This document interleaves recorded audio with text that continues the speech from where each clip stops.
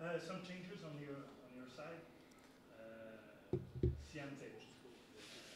Yep. I was at practice when he hurt himself. Yeah, I mean, just one of those things where he's, you know, everybody has it during practice occasionally where something's not quite right, and we decide to sit him this week and next man up. Hopefully this week.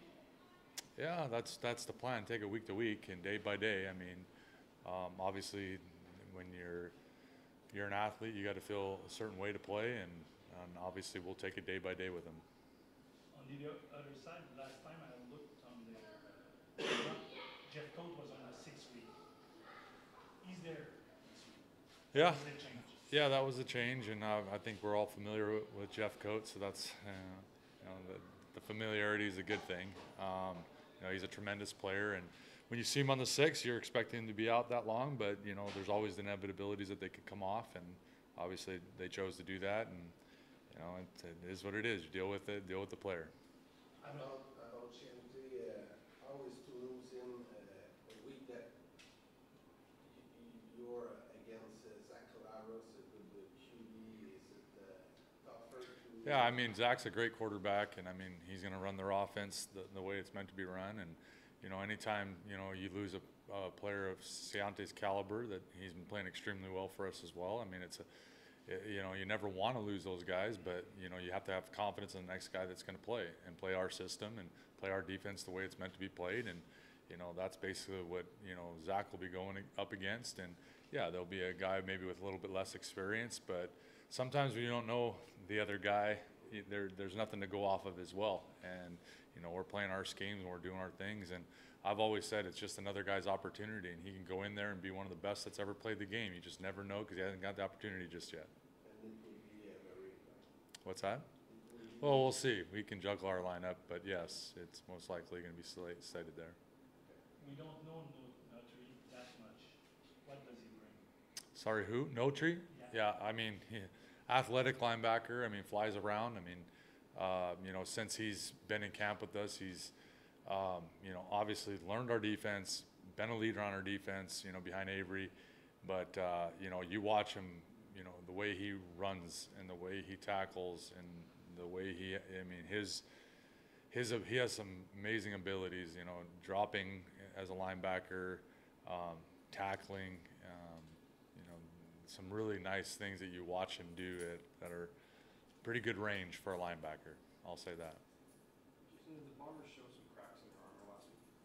I don't know if you say cracks in their armor. I mean, they gave up pressures on Zach, which is, not something generally speaking happens, but, I think BC's a pretty damn good defense, to do that. So, over the years, they've been super consistent, and they have a veteran-laden team. So, I mean, whatever they showed last week, I know they've improved upon, and we're expecting the best Bombers team there could be to play us. And, obviously every team has strengths. They all have weaknesses, and, and the bottom line is you got to go out there and play for 60 minutes to beat them, and that's what our focus has been this week. Seeing Cody Fajardo the first 2 weeks, he's smiling the way you think he was smiling in 2019, not too much last week.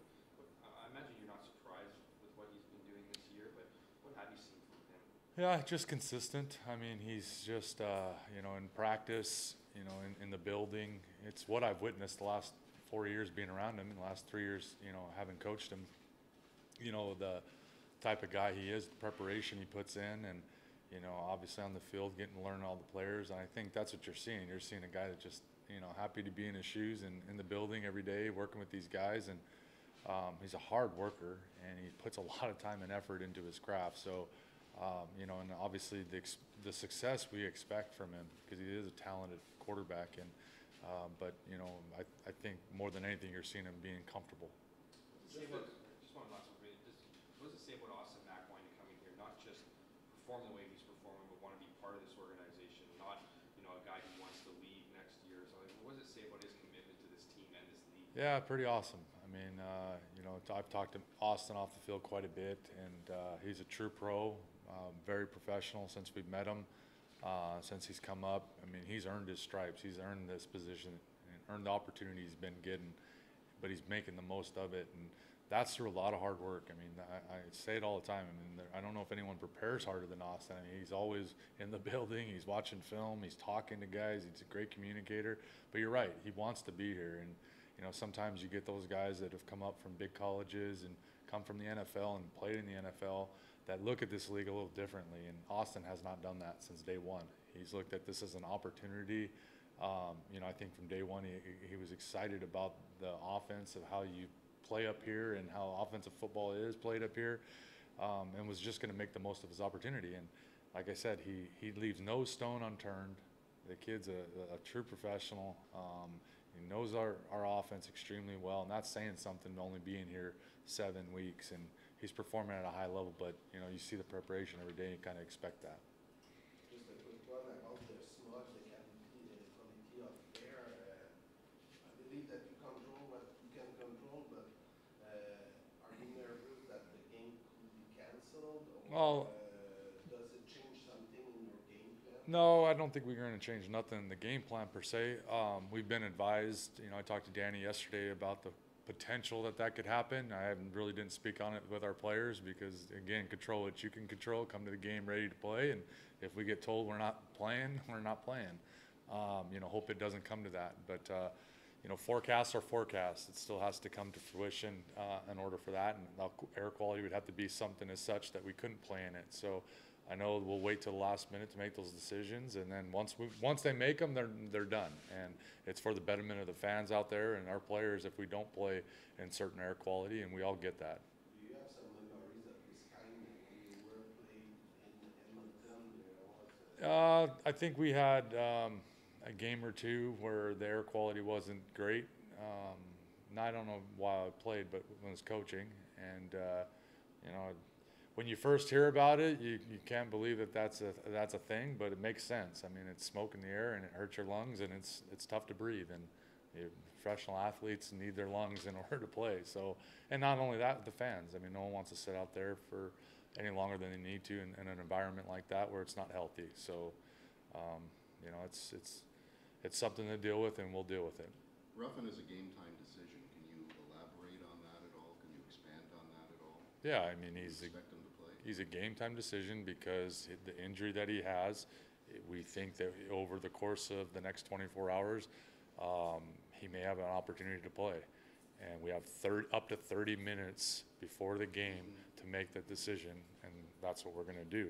The expectation is that he'd be able to play, and if he can't, then the next guy will be up. Any chance you'd like to share with me what that injury is? Nope. Are you using Murray in the secondary as opposed to linebacker, or do you consider those like hybrid? Yeah, it's hybrid. Positions? Murray plays a hybrid position. I mean, he can play. The really good thing about our defense is that we have multiple people back there that can play multiple positions. So we're always going to be covered if a guy goes down. You know, obviously numbers, you know, is different, but when one injury happens, we have multiple players that can play those positions. So Murray is one of those guys that can kind of do that for and us. You're starting Hardy according to this? Yeah. Not to disparage the teams that you've beaten, but they are struggling. Are you at all curious to see, I mean, if the Bombers are the gold standard, are you at all curious to see how your team measures up against them? I mean, I don't look at it as, you know, people say that quite a bit, you know, that records. Well, I know I've been in the league long enough to know that those records can be thrown out the window every single week. It does not matter who you play. You have to play well to beat teams in this league. Every game is very difficult, so you could throw out the records. You know, we focus all the time on ourselves, of how we work, how we prepare, how we do that, so that no matter who you show up against, your expectation is that you do set out to beat them and win the game. So throw the records out. And as far as comparing ourselves to anybody, all we care about in this building is each week coming out with a W. And that means one more point than the other team. And however that happens, it happens. It's all three phases. It's, you know, every play, all those things.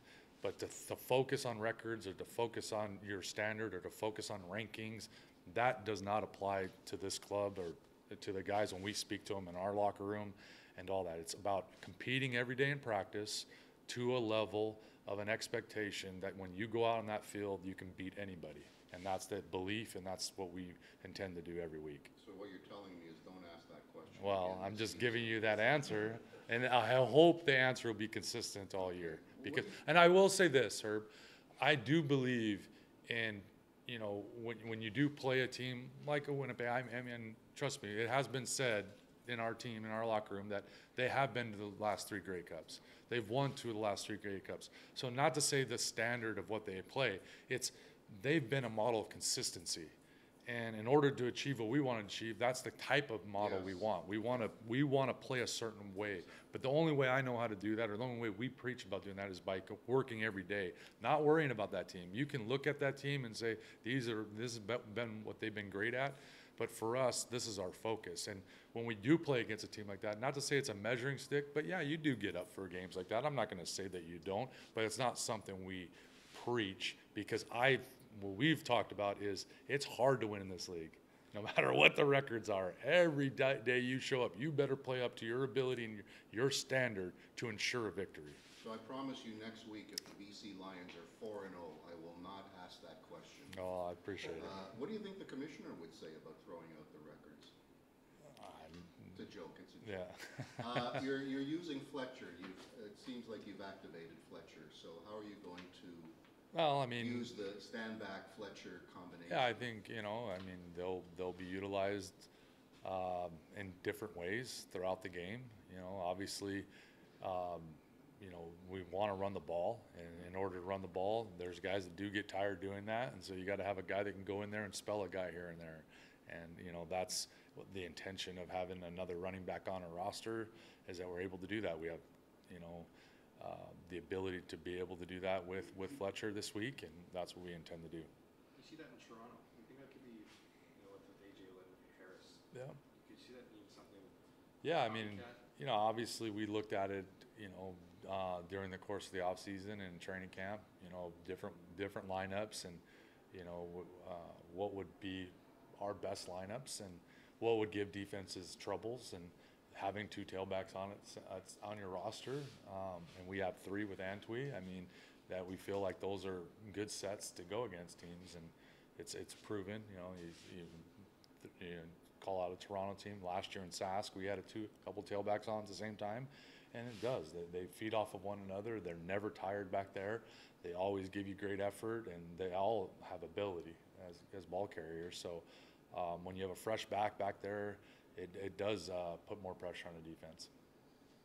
Just one question. What will be the biggest challenge against Winnipeg Specifically, the biggest challenge, I mean, the big thing we focus on every week is our turnover margin. I mean, I feel like if you can, you know, play solid on the turnover margin, be more than our, you know, obviously have a plus turnover ratio in a game against them, getting extra possessions is huge, and then just being disciplined with penalties. They've always been a great team with taking less penalties than the other opponents. So I feel like if you can accomplish those 2 goals, our key chain to victory that we like to call it, I feel like you'll have a great chance against them if you can do those 2 things. The mindset of the offensive play caller change when your defense is playing as well as it is? I mean, I'll say this, what it does, it allows you to go through your game plan kind of how you wanted to. It's kind of like playing even football, I guess, at the beginning of a game, when you just have a plan set out and you can just, you know, don't have to go off course at all. You know, it kind of allows you to call, not to say whatever you want, it's planned that way, but you know, if you want to be a little conservative, be a conservative. You want to be a little bit, you know, aggressive, you can be aggressive. It kind of puts everything on the table at any one point when you feel like your defense is going to get stops regardless. And our special teams has played at such a level too that our field position is usually pretty damn good as well. So, or it can change quickly. So, you know, having a defense that's playing at the level we are, I mean, that as a play caller, it's what it allows you to do. Just stay the course if you'd like, but if you want to change and become more aggressive, you can, because you don't feel like it can hurt you.